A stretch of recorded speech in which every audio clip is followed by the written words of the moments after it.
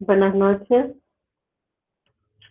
En este momento voy a dar inicio a la clase de Derecho Procesal 2, que corresponde al día 1 de marzo del año 2021.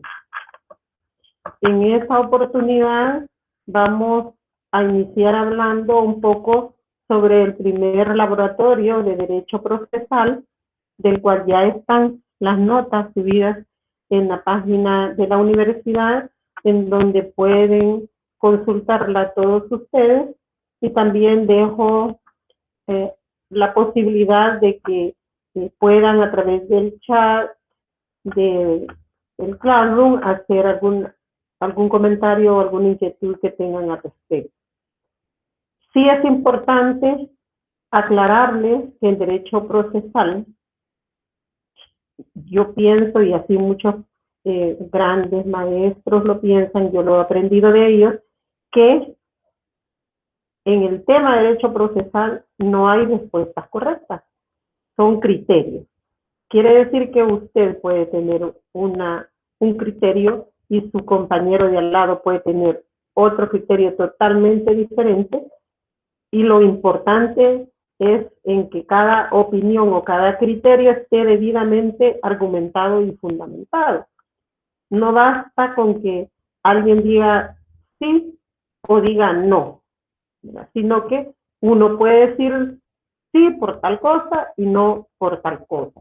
Entonces, bienvenidos.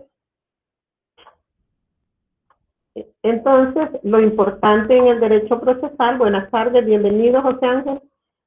Lo importante en el derecho procesal es saber argumentar y fundamentar.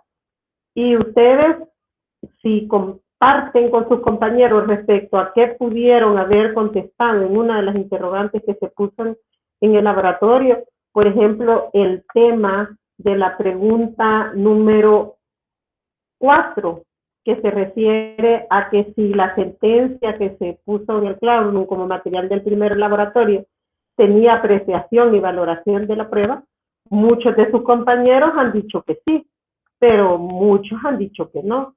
Y las respuestas de los que han dicho que sí son respuestas correctas, y de las que han dicho que no también son respuestas correctas, pero esas respuestas debidamente argumentadas, porque no es suficiente solo decir, mire, sí hubo valoración de prueba porque fue por esa valoración que se, bueno, aunque eso es argumentar, es que el Tribunal de Casación llegó a una respuesta. Pero no es suficiente solo decir, mire, sí hubo valoración o no hubo valoración, o decir, mire, es que si no hubiera habido valoración, no hubiera habido resolución. Entonces, es un tema que yo lo aprendí cuando era estudiante y se lo quiero trasladar a ustedes, es que es cuestión de argumentación y fundamentación. Y por eso es lo que va a defender su propio criterio. En el tema de derecho procesal es así.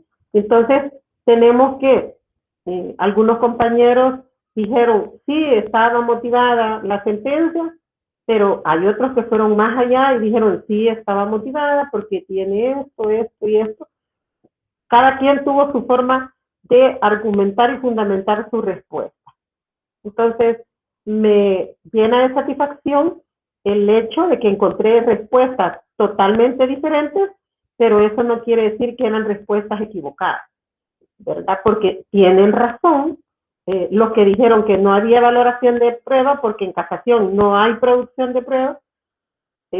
Algunos fundamentaron así, otros dijeron, mire, en casación lo que se estaba atacando era la errónea interpretación y por eso no hubo valoración de pruebas. Pero otros dijeron, sí, hubo valoración de pruebas, porque precisamente en la valoración de los escritos que se presentaron en la apelación fue que se fundamentó el Tribunal de Casación para decir que había habido una errónea interpretación. O sea, depende de la argumentación. Entonces, a pesar que son dos criterios totalmente diferentes, pero no quiere decir que son respuestas incorrectas. En el tema de derecho procesal es así, argumentación y fundamentación. Obviamente que habrán casos en los que ya La jurisprudencia está definida cómo debe de interpretarse una norma, o habrán casos en que ya la Constitución dice cómo deben de tratarse ciertos casos, o la ley ya lo estableció también. Entonces, su tema de fundamentación y argumentación puede ser la Constitución, la ley, la jurisprudencia, pero debe de estar bien definida en el caso que va a tener que responder. Es algo que yo consideraba importante decirles a todos que lo tengan presente. Es necesario argumentar y fundamentar cuando se les pregunta algo en el tema de derecho procesal. Bueno, en todos los temas, en todos los ámbitos del derecho, pero habrán casos en que se debe ser estrictamente concreto, pero en el tema de derecho procesal es muy importante porque cuando se trabaja en el ejercicio libre de la profesión, pues los abogados tendrán que saber argumentar sus demandas, sus escritos, sus contestaciones de demanda, y en el caso de que sean jueces o sean colaboradores, deben de saber dar los argumentos y los motivos. Entonces, eso era un tema muy importante, y los felicito de manera generalizada a todos, porque de todos los laboratorios que califiqué, pues no hubo uno que tuviera una nota menor a 7, ¿verdad? Así que felicidades a todos.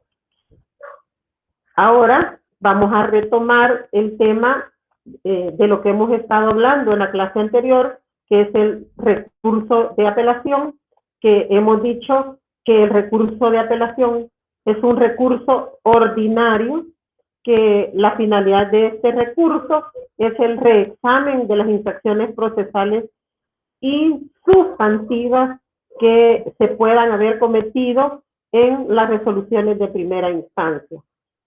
Esto a través de un procedimiento único, a través del cual el tribunal competente, que se conoce como tribunal ANCUI, ejercita una potestad de jurisdicción similar a la que desplegó el órgano inferior o el tribunal de primera instancia, que es el que conocemos como juez ACUO. A eso nos referimos cuando hablamos del recurso de apelación.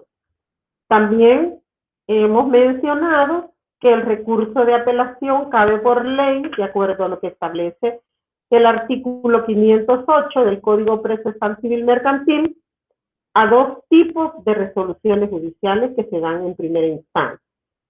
Como regla general, las que revisen el carácter de resoluciones definitivas, ¿verdad? Esa es la regla general. Y en un segundo lugar, como excepción, aquellas que aún no siendo resoluciones definitivas, pero admiten este recurso porque el legislador lo ha autorizado de manera expresa. Cuando nos referimos con carácter general, nos referimos a las que son dictadas por los tribunales de primera instancia y los tribunales de menor cuantía, en los casos específicamente previstos también por el artículo 29, las dictadas por las cámaras de segunda instancia.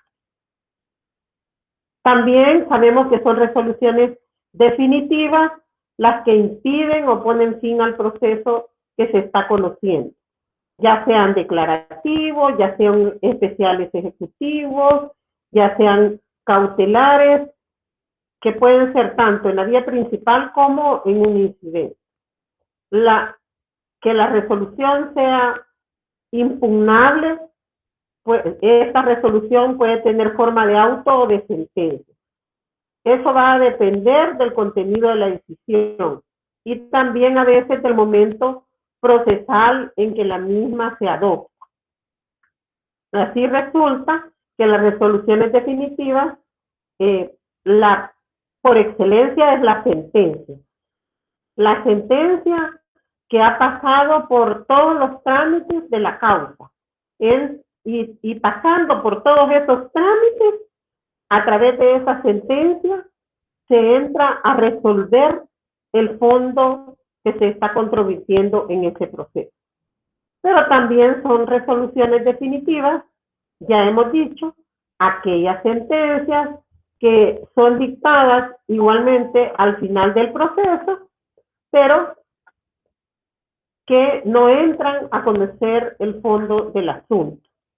Esto porque en ese momento, al final del proceso, se detectan que hay falta de un presupuesto procesal, como podría ser competencia, capacidad de las partes, incluso que hay una cuestión de litispendencia que es necesario resolverla, o también una cuestión de cosa juzgada. Entonces, en esos casos, se dicta una sentencia que tiene carácter definitiva, pero no se entra a conocer el fondo de la pretensión. También hemos dicho que entran en la categoría de definitivas y que también se les permite el recurso de apelación a aquellos autos que impiden el inicio de un proceso principal a través de la inadmisión de la demanda. Eso es la regla general, pero por excepción, tal como lo señala el artículo 278, hemos mencionado que el Código Procesal Civil Mercantil, en el caso que se refiere al artículo 278, solo admite el recurso de revocatoria y no el de apelación. Se trata del auto que decreta la inadmisibilidad de la demanda. Ese es un auto que por naturaleza deviene a priori en una resolución definitiva. Pero, como tenemos determinado, en este caso, resulta que fácilmente, como se deja a salvo el derecho material, puede subsanar la parte, los defectos que pueda tener esta demanda, y entonces puede volver a intentar esa pretensión. Entonces, no entorpece el derecho material de la parte. También hay resoluciones que impiden la continuación de un proceso que ya se ha iniciado. Y a través de esta resolución se decreta el archivo de las actuaciones por motivos procesales. Imagínense que se interpuso una excepción que la opuso la parte demandada, y a través de resolver esa excepción, a través de un incidente, se pone fin al proceso. Pero no deviene únicamente definitiva la resolución, que se pone fin al proceso para todas las partes. También lo es para el perjuicio del que se presenta como apelante. Aquella persona a la que se le ha impedido formar parte de ese proceso, apersonarse en la litis que se está tratando. No se le admite como parte, entonces puede apelar. También tenemos, bienvenida Sandra, también tenemos que la ley contempla casuísticamente el derecho a apelar aquellas partes para que esas resoluciones que tienen un contenido procesal en las que se emiten resoluciones sobre solicitudes que han formulado las partes. Entonces, cuando se deniega lo solicitado, se confiere el derecho de apelar. Gracias, Sandra. Se promueve a solicitudes de oposición frente a lo que se le ha concedido a la parte contraria. Entonces, se apela. La parte perjudicada respecto de las oposiciones, de lo que se resuelve en esas oposiciones, esa parte puede apelar. Porque acuérdense que una de las circunstancias generales del recurso de apelación es que la resolución le cause un agravio. Pero ya hemos mencionado también, y lo volvemos a referir para que no se nos olvide, que hay resoluciones que no son definitivas, pero que también son apelables. Se provee sobre la continuación o suspensión del proceso, pero sin pretenderse su finalización. De no establecerse nada, la resolución admitirá únicamente revocatorio, o ni siquiera la revocatoria si la ley la ha prohibido.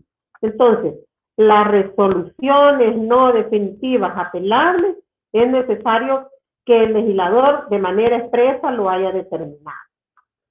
Y uno de los puntos que mencionábamos y que decíamos que era importante que lo tuviéramos presente porque es como un caso particular de apelación son los acuerdos de conciliación que se realizan en sede de paz. El artículo 253 del Código Procesal Civil Mercantil ha establecido que el acuerdo de conciliación podrá ser apelado. Bienvenido, David. Buenas noches, licenciada. Buenas noches. Decía que era importante que recordemos que el acuerdo de conciliación realizado en sede de paz es un acuerdo apelable. Puede ser apelado por las partes y por quienes puedan sufrir un perjuicio, y el competente, decíamos, ese es un tema que teníamos que tener presente, que de acuerdo a la literalidad le corresponde conocer sobre ese recurso de apelación, al juez de primera instancia que le correspondería conocer sobre ese asunto, ¿verdad?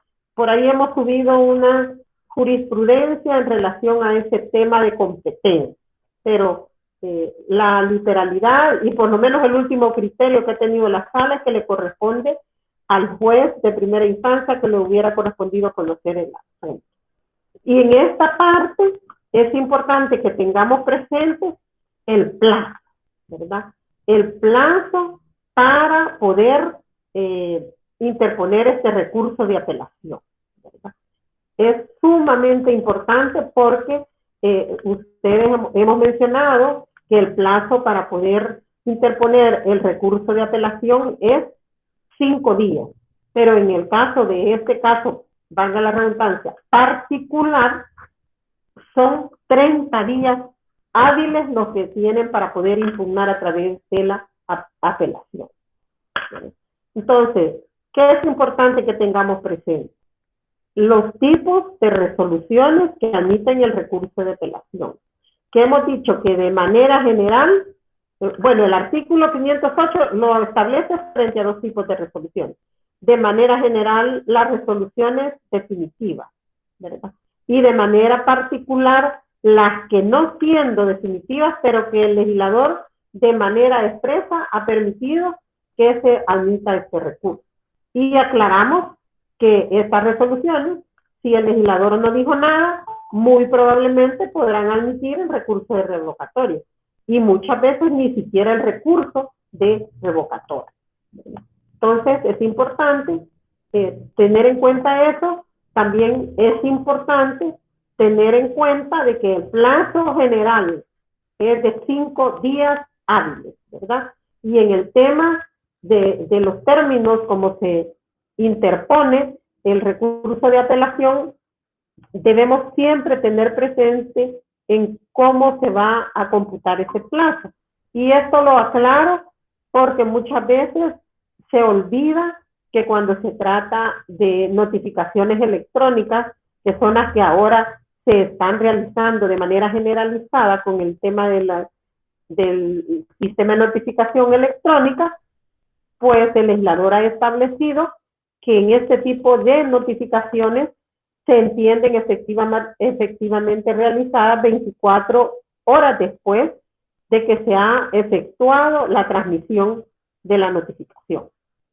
Entonces, acuérdense que las horas, por los precedentes jurisprudenciales, porque el legislador no ha dicho nada en relación a las horas, debemos de entender que son corridas, ¿verdad? Son horas corridas. Entonces, eso significa que si la notificación se la hicieron el día viernes a las 15 horas, su notificación se entiende efectivamente realizada a las 15 horas del día sábado, ¿verdad?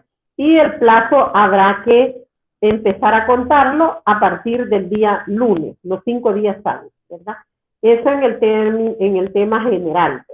Y en el tema de que se trata, también los días sí son hábiles, también los 30 días que se dan para la apelación del acuerdo conciliatorio realizado en sede de paz.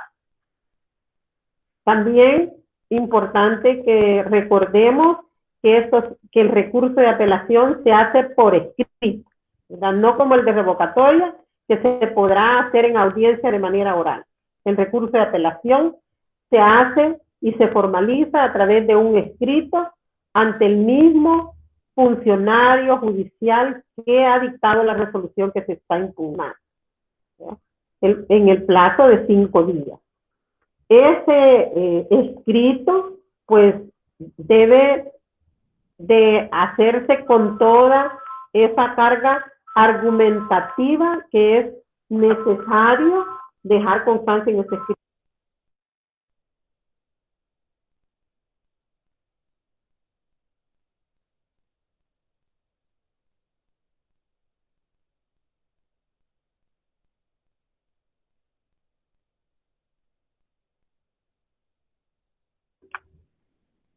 También es importante que recordemos el tema de los que se condenan en esa sentencia y que han estado en rebeldía. Ese es un tema que también, si todavía él se da cuenta de esa sentencia, cuando todavía hay un plazo para poder impugnarla, pues él deberá de interponer el recurso de apelación si considera que esa resolución es adversa y que le causa perjuicio. Eso es de suma importancia, porque ya vamos a ver cuando veamos la revisión de sentencias firmes que al rebelde se le habilita para poder pedir la revisión de sentencias firmes siempre que él tenga conocimiento de la sentencia cuando ya ha transcurrido el plazo para poder impugnarla por medio de los recursos procesalmente establecidos, ¿verdad?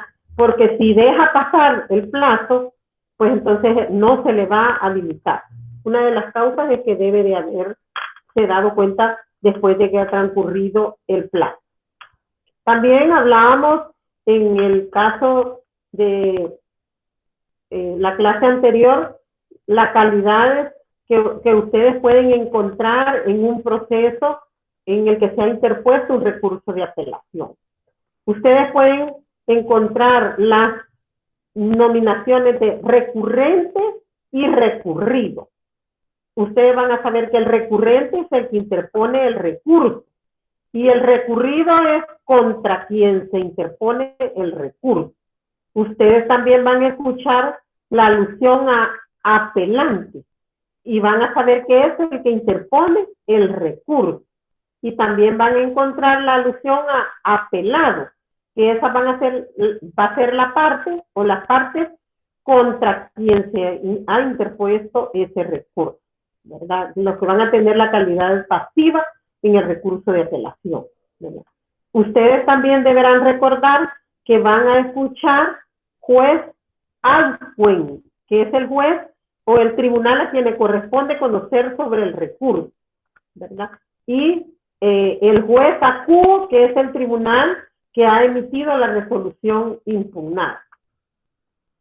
También deben de recordar que para poder interponer el recurso de apelación, pues hay que tener legitimación, además establecer el gravamen o perjuicio que deriva de la resolución que está impugnando, y también en ese escrito que debe de presentar debe también referirse a los sujetos que han intervenido en la primera instancia. O si es que no ha intervenido por razones justificadas, el tema de indefensión. En ese escrito, les decía yo, hay que agotar toda la carga argumentativa necesaria. En ese escrito es donde el apelante va a disponer, y ya no lo va a tener en otro momento procesal, va a plantear sus pretensiones. Y por ello es necesario que en ese escrito identifique la resolución objeto del recurso. Además que identifique la parte apelante y la parte apelada, ¿ya? Debe de establecer en el escrito de manera clara y separada cada uno de los motivos en los que está fundamentando su impugnación de esa resolución. Y cuando digo que debe de identificar de manera clara y separada, él deberá de referirse cuál es la infracción procesal o cuál es la infracción de fondo, si es que es algún tema inherente a la prueba o a la aplicación del derecho material que está invocando como motivo. Y también debe establecer de manera clara y separada el pasaje o pasajes de la resolución que considera que le ha afectado. También debe de poner en su escrito la descripción de los hechos que originan cada infracción que está invocando. Y estrictamente los fundamentos jurídicos que van a sustentar la censura que como apelante hace a ese punto de la resolución que está impugnando. Debe de realizar el análisis del precepto o preceptos que considera que se han infringido. Eso puede ser de manera procesal o sustantiva. Si se tratara de indefensión procesal, también debe de explicar y argumentar en su escrito por qué considera que se ha cometido esa indefensión procesal. Ya hemos dicho que el recurso se interpone ante el tribunal que ha emitido la resolución impugnada. También hemos mencionado los efectos de la apelación, que es el efecto suspensivo y el efecto devolutivo. ¿Tienen alguna pregunta, jóvenes, los que se encuentran en la sala?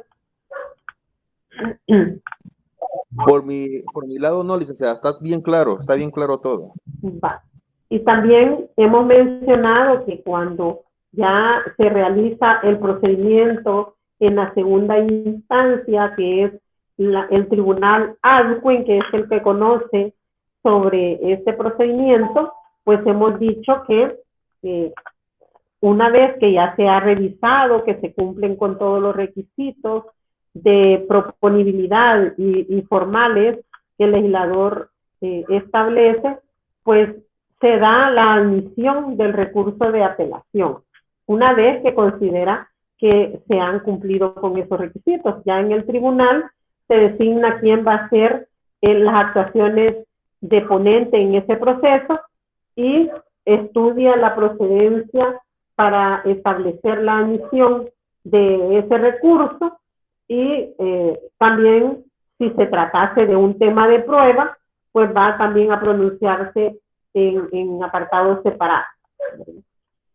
En la segunda instancia hay una vista oral en la que se convoca a las partes. Hemos hablado que en este caso se le da la oportunidad primero al apelado, ¿verdad? En esta vista oral, para que se pronuncie si va a oponerse sobre ese recurso.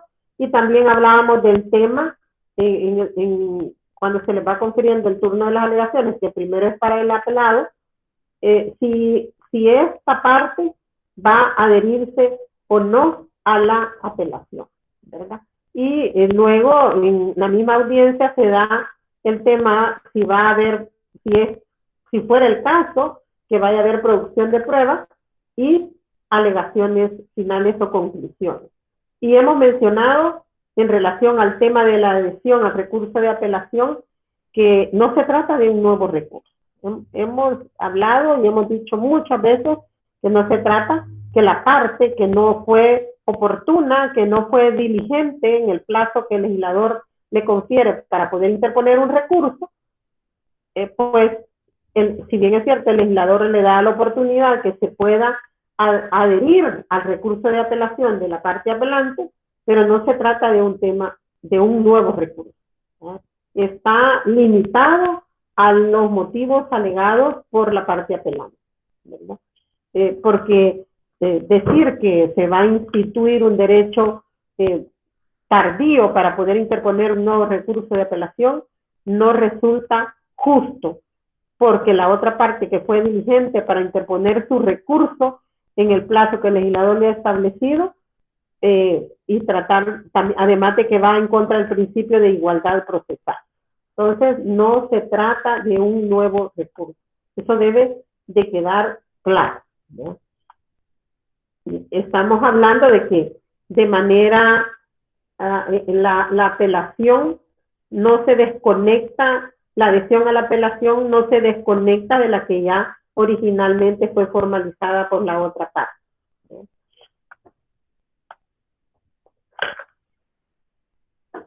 Por eso el legislador ha establecido límites al derecho de adherirse a la apelación, porque en el caso del que va a adherirse a la apelación, puede el juzgado alguien únicamente puede atender y dar por correctamente deducidas aquellas afirmaciones que ha hecho el apelante.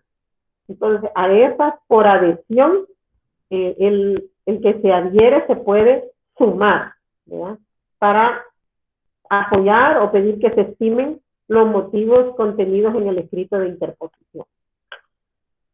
No se puede permitir argumentos nuevos para la estimación del recurso, ¿verdad?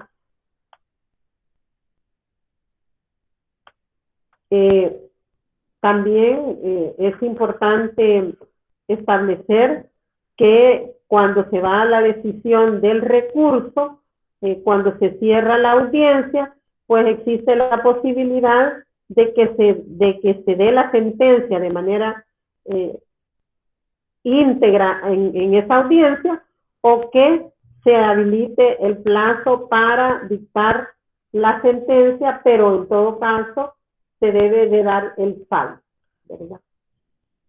Y va a empezar a correr el plazo de 20 días para que el tribunal Alcuin pueda dictar la sentencia integral, ¿verdad? Si no lo hace en la audiencia. Podrá hacerlo en la audiencia, pero si no lo hace, por lo menos debe dictar el fallo motivado. Y también recordar que en la decisión, igual que en la primera instancia, pues el tribunal Alcuin está obligado a cumplir con el principio de congruencia. Es decir, que su resolución debe de configurarse como un derecho de los justiciables en relación tanto a los motivos del escrito de interposición como lo que ha alegado de contrario el apelado, o en su caso de la adhesión a la apelación. Eso es en cuanto al tema de la apelación. ¿Tenemos alguna pregunta, jóvenes?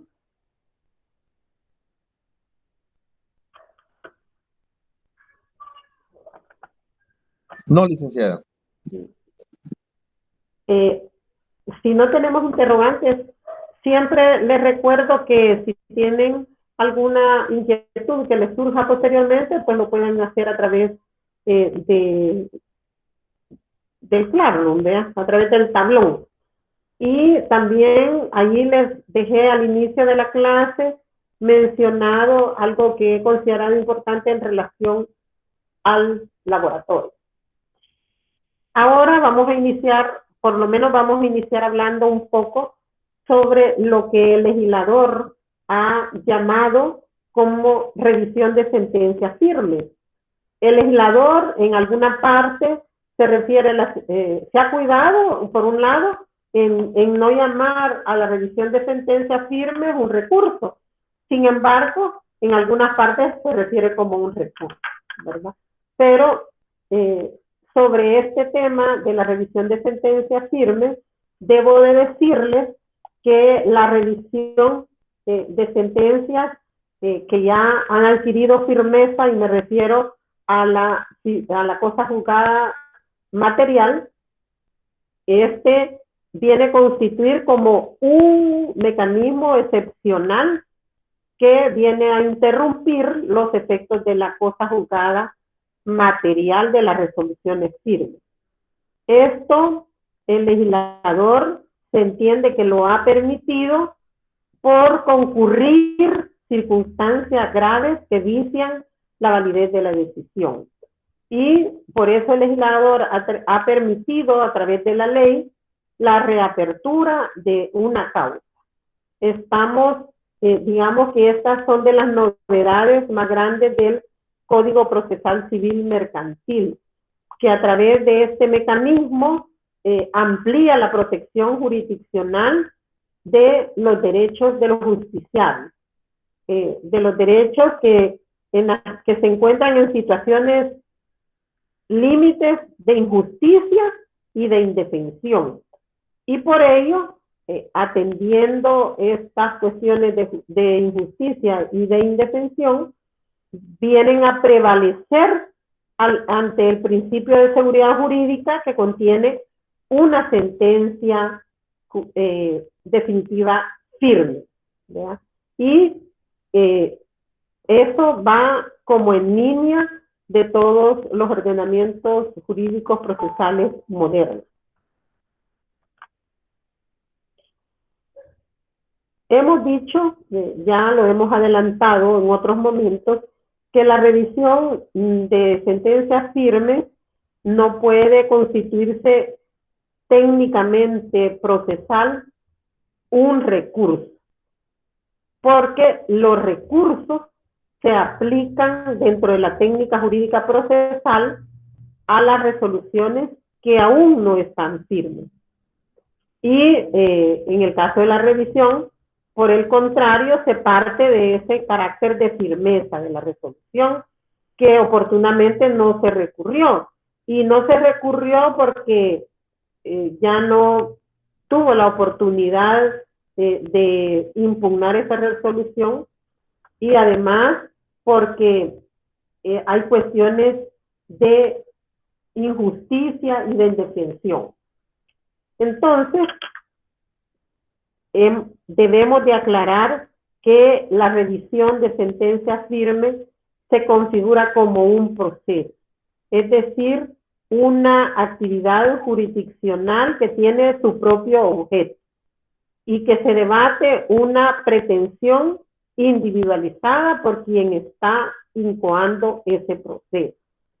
Y esto, de alguna manera, ya fue discutido en un proceso previo, que aunque guarda una conexión con el que se dictó en esa sentencia que se está pretendiendo la revisión, hay un trasfondo evidente. La demanda de revisión plantea una pretensión muy concreta, y esta pretensión concreta no, digamos, pretende que se resuelvan sobre las pretensiones que se han discutido en la instancia del proceso previo, sino que lo que se pretende de manera concreta con la revisión de sentencias firmes es que se determine si la resolución, es decir, la sentencia, está viciada por las circunstancias que el legislador ha establecido, y por esa razón debe de ser rescindida en sus efectos de cosa juzgada. Ese proceso se abre para conocer de esta pretensión que deberá ser resistida por las partes a las que puede perjudicar la revocación de la resolución que se está pretendiendo revisar.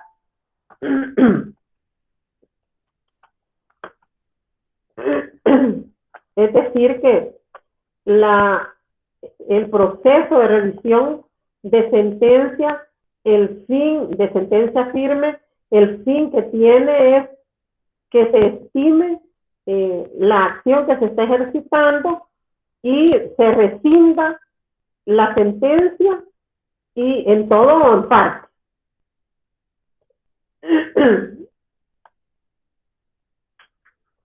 Y por eso el legislador ha establecido qué resoluciones son las que se pueden recurrir, dice el legislador, pero técnicamente y procesalmente hablando podemos decir cuáles son las sentencias definitivas que se pueden revisar, ¿verdad?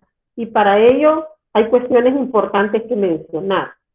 Y es que el legislador ha establecido que el proceso de revisión se podrá iniciar contra sentencia. No vale para otro tipo de resoluciones, solo contra sentencia. Y eso lo podemos encontrar en el artículo 540. Y además, contra sentencias que tengan el atributo de cosa juzgada material.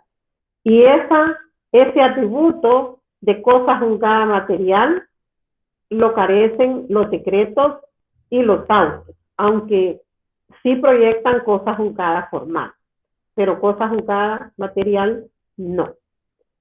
Y por esa razón es que están excluidos, conforme a este mismo precepto que les he mencionado, que es el artículo 540, las sentencias firmes formales, que por disposición legal carecen de los efectos de cosa juzgada material.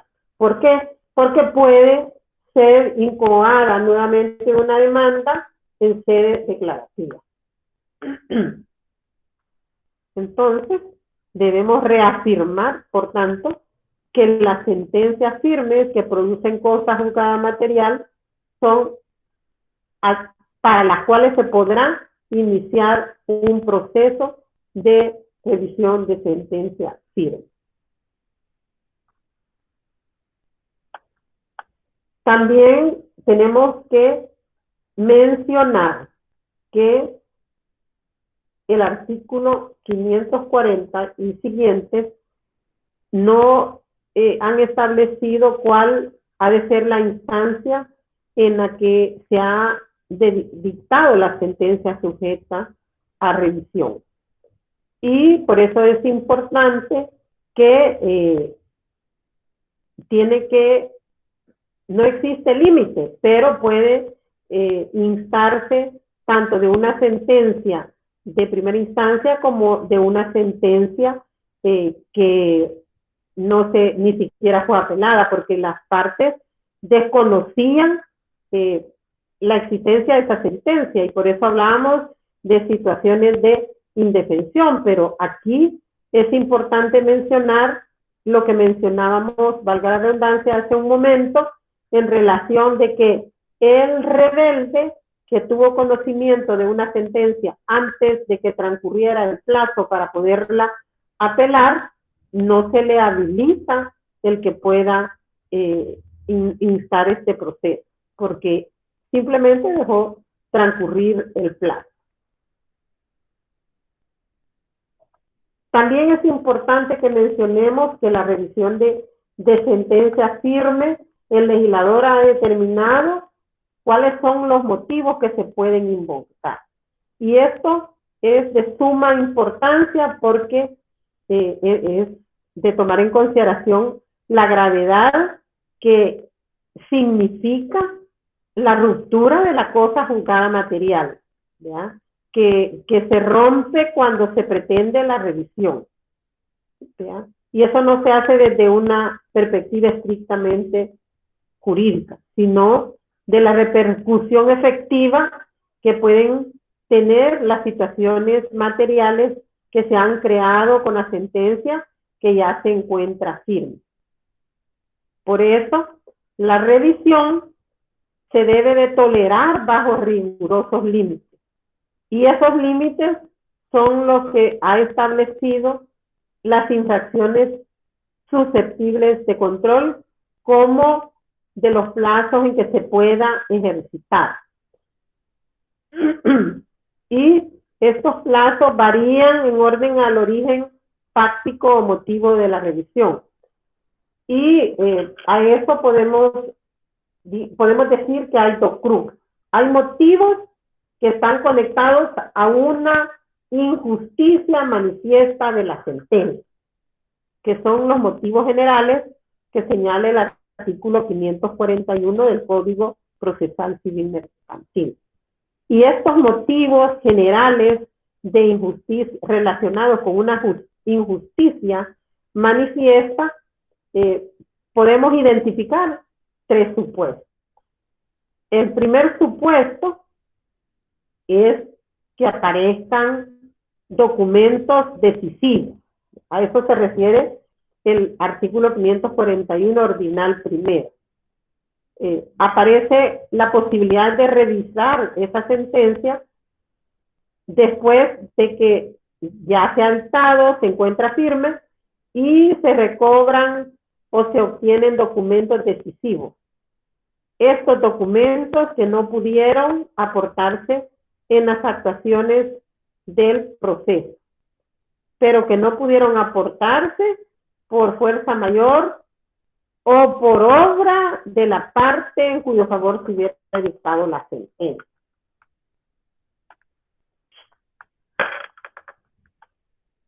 En este caso, podemos encontrar dos condicionantes. Primero, que el legislador ha limitado a documentos, ¿ya?, como el único medio de prueba que puede realizarse después tras la firmeza de la sentencia, para que se pueda consentir la revisión. Eso lo ha limitado, pero no ha dicho, mire, tienen que ser documentos públicos o privados. Se ha referido a documentos. Debemos de entonces interpretar que pueden ser documentos públicos o privados. Lo que sí también el legislador ha dicho es que debe ser un documento decisivo. Es decir, que es evidente de que ese documento sea decisivo para resolver la controversia en cuanto al fondo del proceso. Estaríamos como en una hipótesis de que con ese documento se podían probar las afirmaciones del que está proponiendo la revisión. Precisamente porque se trate de un documento sobre el cual pesa una regla tasada de valoración, tal como lo señala el artículo 341, primer inciso del Código Procesal Civil Mercantil, o porque, aún no siendo de los de regla tasada, es un documento que al menos puede establecer un juicio de probabilidad de que, de haberse contado con ese documento, el fallo pudo haber sido favorable al que está demandando la revisión, ¿verdad? ¿Tienen alguna pregunta, jóvenes?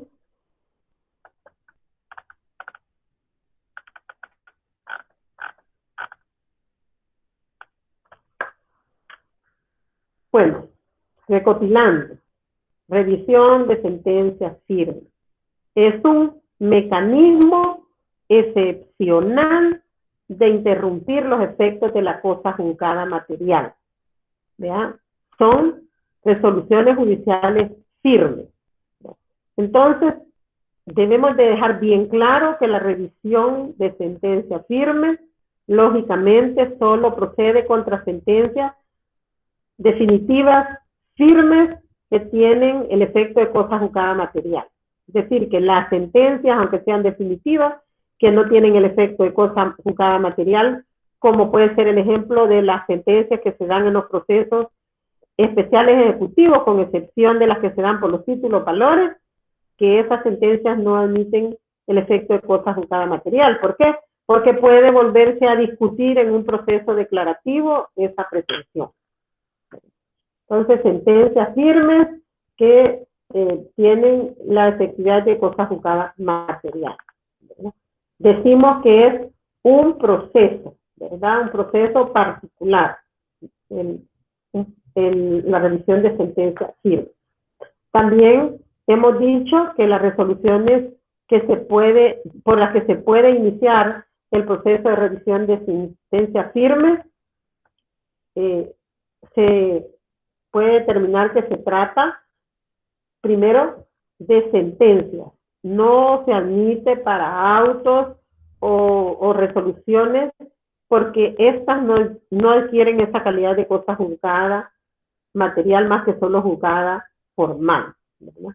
Además, el legislador establece en el artículo 540, no ha establecido límites en relación a la instancia en que se dictó la sentencia que se puede estar pidiendo revisar.